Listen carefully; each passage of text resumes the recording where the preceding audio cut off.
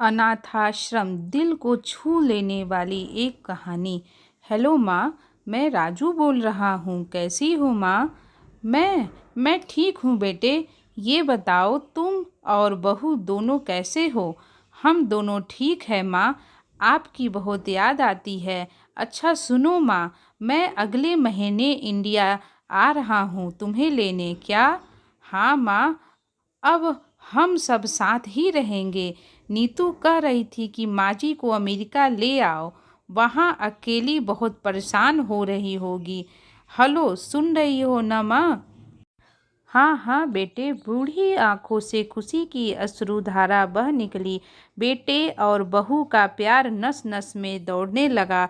जीवन के 70 साल गुजर चुकी सावित्री ने जल्दी से अपने पल्लू से आंसू पोंछे और बेटे से बात करने लगी। पूरे 2 साल बाद बेटा घर आ रहा था।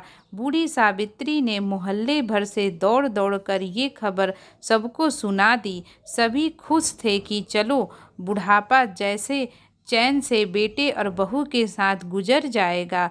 राजू अकेला आया था। उसने कहा कि माँ, हमें जल्द ही वापस जाना है, इसलिए जो भी रुपया पैसा किसी ने से लेना है वो लेकर रख लो। और सब तब तक मैं किसी प्रॉपर्टी डीलर से मकान की बात करता हूँ। मकान? माँ ने पूछा। हाँ माँ, अब ये मकान बेचना पड़ेगा, वरना कौन इसकी देखभाल करेगा? हम सब तो अब अमेरिका में ही रहेंगे।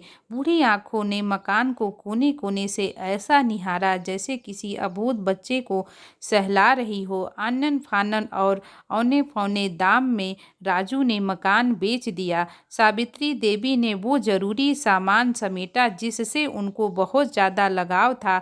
राजू टैक्सी मंगवा चुका था। एयरपोर्ट पहुंचकर राजू ने कहा, माँ तुम यहाँ बैठो, मैं अंदर जाकर सामान की जांच और बोर्डिंग वीज़ा का काम निपटा लेता हूँ। ठीक है बेटे। सावित्री देवी वहीं पास की बेंच पर बैठ गई। काफ़ी समय बीत चुका था। बाहर बैठी सावित्री देवी बार बार उस दरवाजे की तरफ देख रही थी जिससे राजू गया था, लेकिन अभी तक बाहर नहीं आया। शायद अंदर बहुत भीड़ होगी सोचकर बूढ़ी आंखें फिर से टकटकी लगाए देखने लगी। अंधेरा हो चुका था। एयरपोर्ट के बाहर गहमागमी कम हो चुकी थी। माँ जी, किससे मिलना है? एक कर्मचारी ने वृद्धा से पूछा। मेरा बेटा अंदर गया था टिकट लेने, वो मुझे अमेरिका लेकर जा रहा है, सावित्री देवी ने घबरा कर कहा। लेकिन अंदर तो कोई पैसेंजर ही नहीं है। अमेरिका जाने वाली फ्लाइट तो दोपहर में ही चली गई। क्या नाम था आपके बेटे का?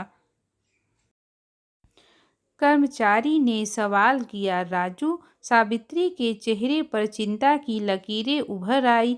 कर्मचारी अंदर गया और कुछ देर बाद बाहर आया। बोला, माँ जी, आपका बेटा राजी तो अमेरिका जाने वाली फ्लाइट से कब का जा चुका। क्या? वृद्धा की आंखों से आंसुओं का सैलाब फूट पड़ा। बूढ़ी माँ का रोम रोम कांप उठा। किसी तरह वापस घर पहुंची तो अब बिक चुका था। रात में घर के बाहर चबूतरे पर ही सो गई। सुबह हुई तो दयालु मकान मालिक ने एक कमरा रहने को दे दिया। पति की पेंशन से घर का किराया और खाने का काम चलने लगा। समय गुजरने लगा। एक दिन मकान मालिक ने वृद्धा से पूछा, माँ जी, क्यों नहीं आप अपने किसी रिश्तेदार के यहाँ चली जाएं? अब आपकी उम्र भी बहुत हो गई है, अकेली कब तक रह पाएंगी? हाँ, चली तो जाऊं, लेकिन कल को मेरा बेटा आया तो यहाँ यहाँ फिर कौन उसका ख्याल रखेगा? दोस्तों, ये बहुत ही रुला देने वाला